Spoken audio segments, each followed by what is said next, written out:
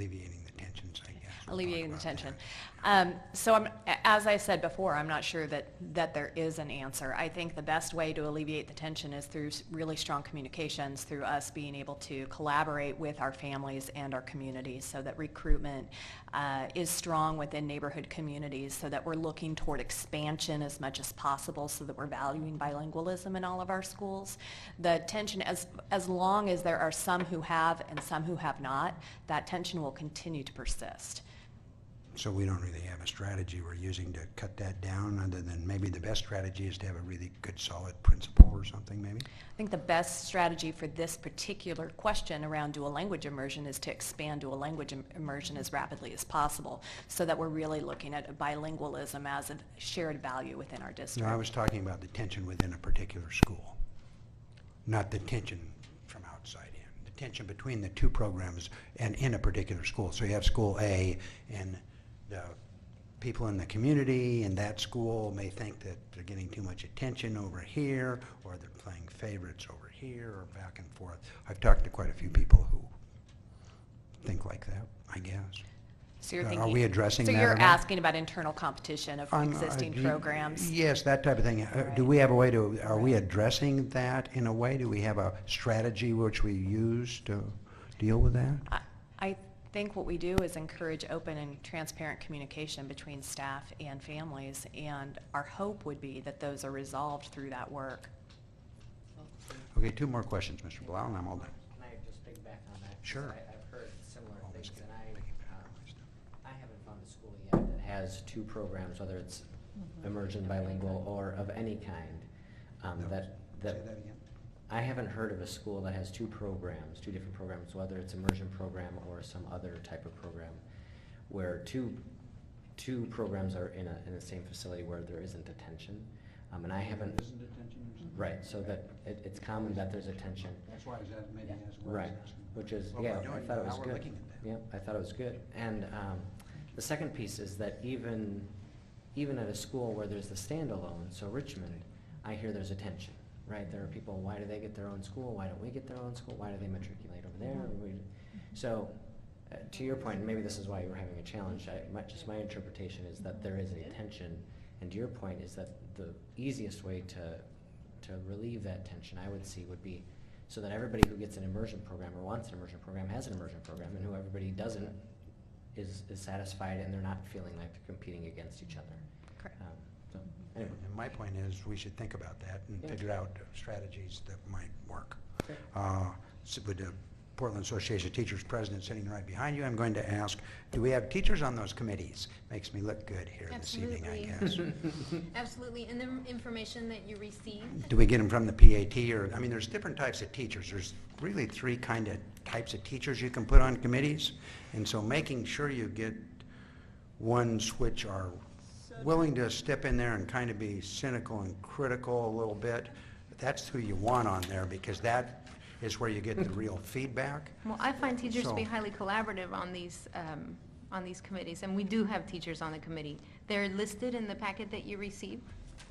Also, we also got a. Yeah, I saw that, and I can deal with that, but we don't want to deal with that tonight, because So we there's have some 4 problems on that thing. pages The of 4 this. pages have a real problems on them. We have 4 pages in different ways that teachers are involved in a whole range of things, and one of them is the dual language expansion.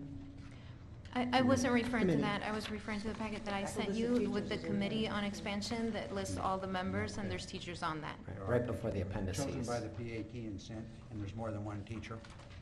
There's more than one teacher. Okay, good, thank you, but not chosen by the PAT.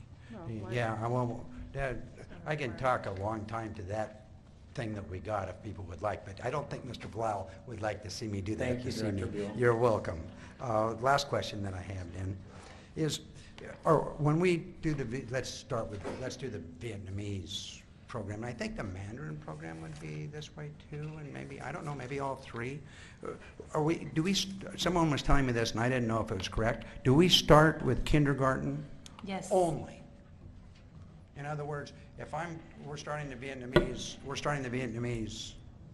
immersion program with just one kindergarten, 2 kindergarten classes, but no first graders, no second graders, no third graders. That has been what we have done in the past. Right. That does not preclude us from starting with a kindergarten and a first grade.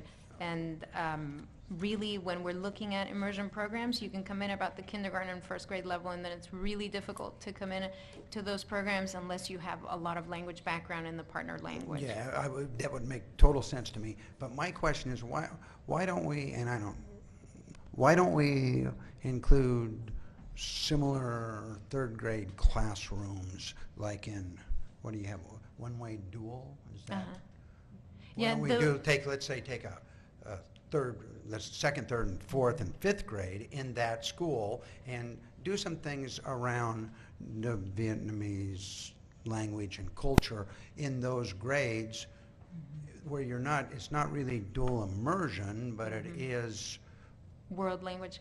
world language type stuff, Yep. which would allow brothers and sisters to go to school together and those types of things. Have we considered that? Or? Yes, that is definitely something that, that we consider whenever we expand programs, and it's something, to Greg's point, that helps relieve some of those tensions when other students that aren't able to participate in the immersion program feel that they can have access to some of the culture teaching or language teaching within those. I was actually talking about adding classrooms. We don't do that though, right, do we? Well, In other words, if you have let's say you have the 2 kindergarten and 2 first grade dual immersion classrooms, bingo, you have 4. You're going to eventually, as they move through that school, you're going to have 2 at every grade theoretically. Depends on how the attrition goes. So in second grade, third grade, fourth grade, fifth grade, why don't we just put in more classes and deal with the culture, the Vietnamese language, and have children who have those backgrounds and there's lots of things you could do around that. It doesn't have to be singular immersion. They're not going anyplace else for immersion programs. So why don't we, I guess I'm not really sure, I'm not really sure what you're if you have a recommending. kindergarten and a first grade, Uh-huh. those are your immersion programs. But the second grade, third grade, fourth grade, fifth grade, eventually you're going to add those. Why don't we add those right away and allow Vietnamese background kids or kids who want to get some cultural background and add those right in and have which would allow brothers and sisters to go to the same school and get some background. I mean, there's a lot of things you could do around that. So one of the things that is a challenge is sustainability of program. And one of the things that we talked about earlier is making sure that we build very strong programs and grow those programs up through our system.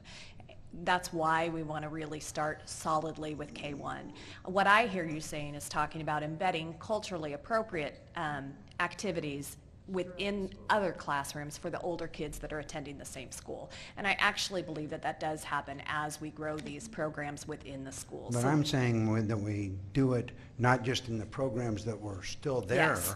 but we add a classroom in the third grade that has that as its central idea. See Okay, what I'm I saying? hear what you're saying. See what I'm saying? Yeah. So essentially, we put the whole school in there like that, and it doesn't weaken the bottom programs, probably strengthens them, because, and then the next year, the second grade classroom, the second graders move to third grade, and the first grade classroom moves to the second, and everybody just moves up the line, and after 4 or 5 years, then everybody's dual immersion in the whole school after, well, let's say 5 years through grade 5, and the other kids will have gone off and moved off. That was what I was saying. I just think it's something we ought to think about. Thank you, Mr. Below. I really appreciate it. Thank you for coming. Thank you, Director Beal. Any other questions? It's incredibly exciting. Great.